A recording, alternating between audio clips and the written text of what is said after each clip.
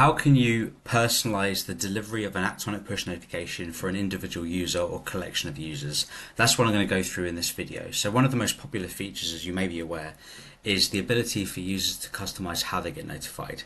So if you navigate to the relevant message type, here I'm looking at the chat and notification message type, and if you go down to the message settings, and you can enable this manage preferences setting, which adds the action in the drop down menu here and allows them to choose whether they get an email notification, a pop-up, a mobile push notification, a sound prompt, some confetti.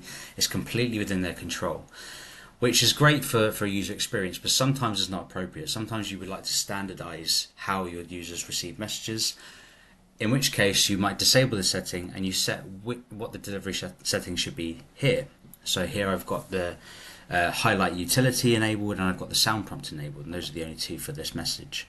But what if you wanted to customize or override these settings for an individual user? Well, if you navigate to the related list, you'll see there's a personalization settings entry here, and I'm going to click to add a new record. And if I search for my user here, such as user, I can then customize how this user will receive these notifications in future. There are three options to choose from. You can have yes, no, and default. Yes opts them in, no disables that delivery method, and default inherits the settings that you configure under the message delivery. So let's say for this user, I just want to disable the sound prompt. What I then do is I go here, I click new, I choose the user that I would like to disable it for, I go to the sound prompt setting, which is here, and I'll click no and save. That means that everyone else who receives that notification will receive a sound prompt except for our user here because of the personalization settings. So if I go to here, go at user again, just to trigger a new notification,